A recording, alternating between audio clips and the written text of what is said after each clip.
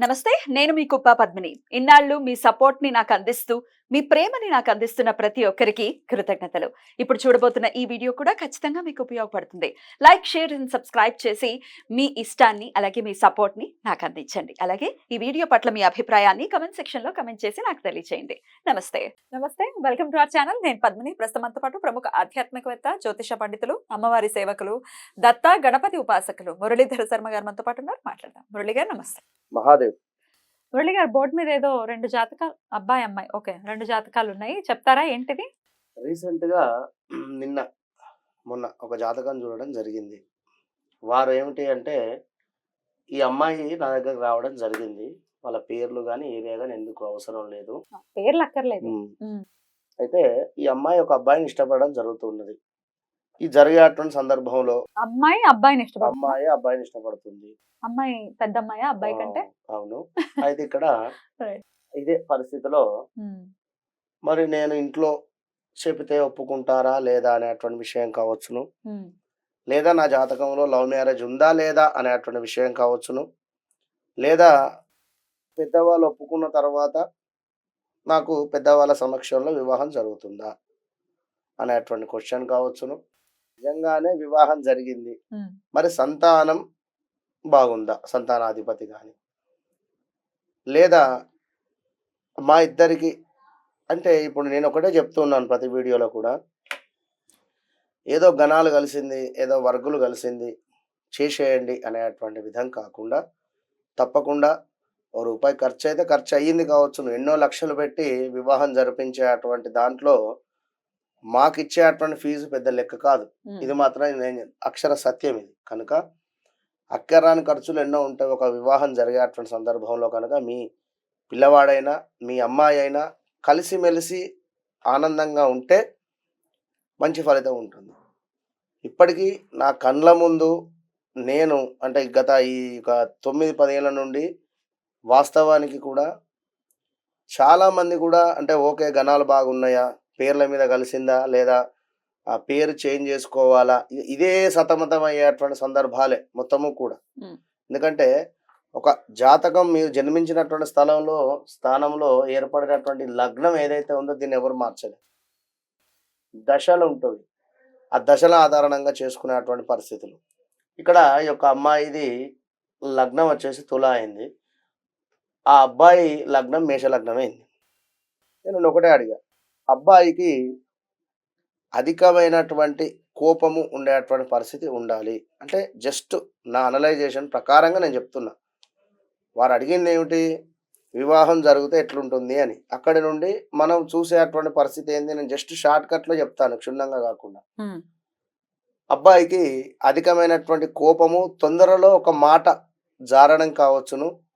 లేదా మాటకు సంబంధించినటువంటి ఇబ్బంది ఏదైనా ఉండాలి. లేదా ఎక్కువగా కూడా ఏదో మాటలతోనే భయపెట్టాలి అనేటువంటి విధంగా ఉండేటువంటి స్వభావం ఉండాలి అనేటువంటి విధంగా అడగడం జరిగింది. ఇక రెండోది ఇతనికి అన్నయ్య ఉన్నాడా?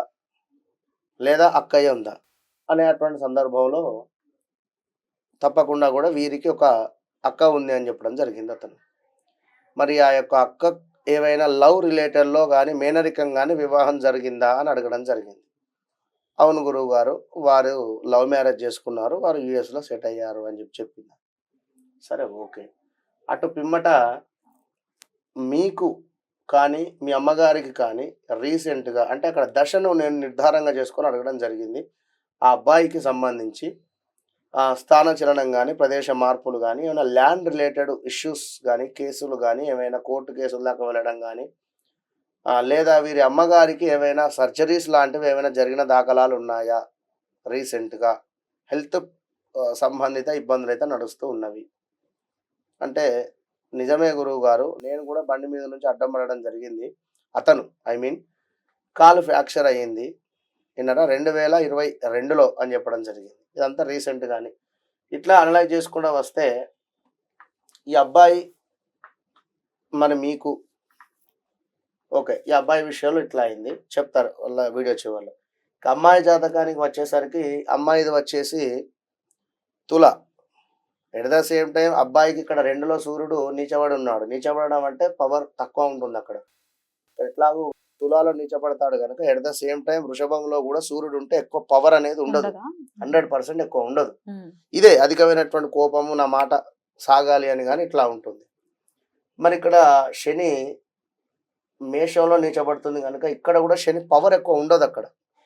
పవర్ అనేటువంటిది ఇక్కడ ఉండదు కనుక ఈ అమ్మాయి కూడా చిన్నతనములో మాటలు ఆలస్యంగా వచ్చేటువంటి పరిస్థితి కానీ లేదా ఎందుకు గురువు ఉచ్చలో ఉన్నప్పటికీ మాటలు తప్పకుండా ఆలస్యంగా ఉంటుంది. వస్తాయి. 2లో శని ఉంటే అది అంతే ఆ, పరిస్థితి. రెండులో శని. 2లో శని వాక్కు ఉన్నాడు, స్థానంలో మాటకు శని. వాక్కు కారకుడు గనుక ఉమ్. ఈ శని కూడా వక్రం ఉంది.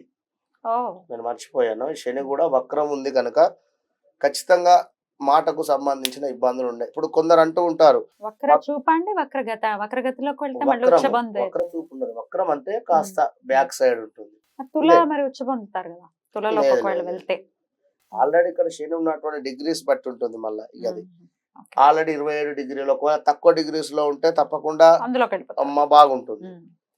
ఇక ఇక్కడ విషయం ఏమిటి అంటే ఇప్పుడు కొందరు మొన్న రీసెంట్ గా ఒకరు మా జాతకం గురువు గారు, మా పిల్లవాని జాతకము ఎప్పుడు చూసినా ఇప్పుడు 2020లో జననం జరిగింది. 3 ఏళ్ళు పూర్తి అయిపోయాయి. ఏదో ఒక కోపంగా ఉంటున్నాడు.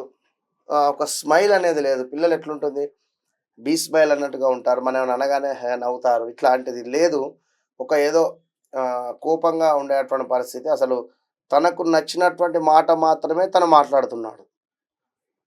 మనం ఏదైనా అనుమని చెప్పినా లేదా మాట్లాడమని చెప్పినా కూడా ఏది మాట్లాడటం లేదు. 2021 అనుకుంటా సారి. అయితే అంటే స్పీచ్ థెరపీ అయితే తీసుకొని వెళ్తున్నారు అంటే వారికి చెప్పే అమ్మ ఇంకా 2వ దశ స్టార్ట్ కాలేదు. 2లో కొన్ని గ్రహాల మూలకంగా ఈ విధంగా ఉంది. 2024 ఎండింగ్ కల్లా 25 ఏప్రిల్ వరకు తప్పకుండా చేంజెస్ వస్తుంది అనేటువంటి విషయం చెప్పడం జరిగింది. ఇట్లా ఇప్పుడు ఈ అమ్మాయిది కూడా శని వక్రం ఉన్నప్పటికీ ఇక్కడ తులాలో ఉచ్చబొందుతుంది. బట్ శని మాత్రం కొంత ఇబ్బందికరమైనటువంటి వాతావరణమే ఉంటుంది. ఇక 3లో రాహు ఉండడం చేత చెప్పిన మాట వినేటువంటి పరిస్థితి చాలా తక్కువ ఉంటుంది.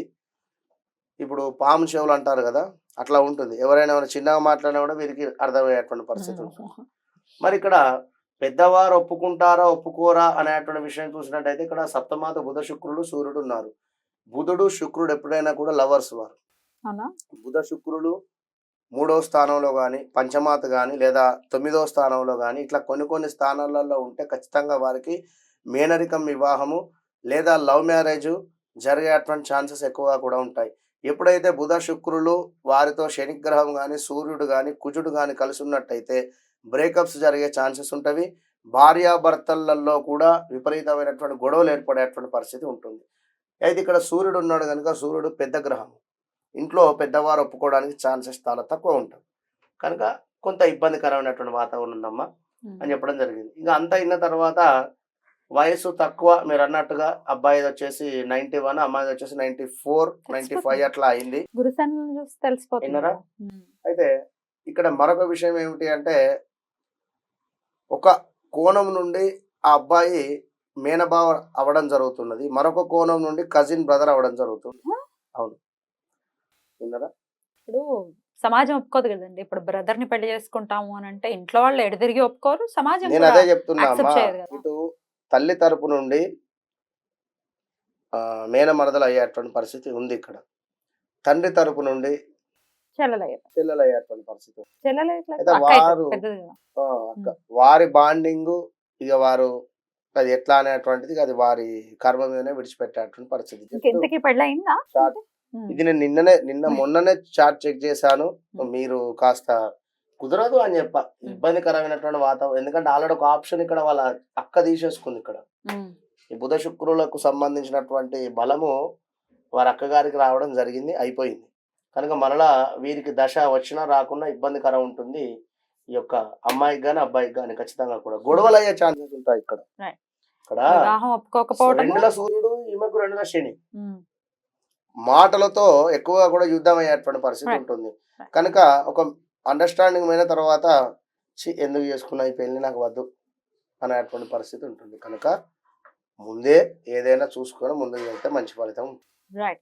సో జాగ్రత్తగా అంటే ఇది మామూలుగా ఎగ్జాంపుల్ కి చెప్పారు కానీ ఒక వివాహ పొంతన అనేది ఏదో పాయింట్స్ తో చూసుకునేటటువంటి విషయం కాదు. కాదు. డెఫినెట్ గా గ్రహస్థితి ఎలా ఉంది అనే దాన్ని బట్టి బేరీజ్ వేసుకుని అంతే. మనం ఒక డెసిషన్ తీసుకోవాల్సినటువంటి పరిస్థితి ఉంటుంది కాబట్టి వివరంగా తెలియజేస్తున్నారు బోర్డు వేసి. మరి మరొక మాట ఇక్కడ ఉమ్. 8లో చంద్రుడు నీచబడి ఉన్నాడు నీచబడ్డాడు. అవును. కనుక ఈ అబ్బాయికి తల్లి ప్రేమ దూరం. ఉమ్.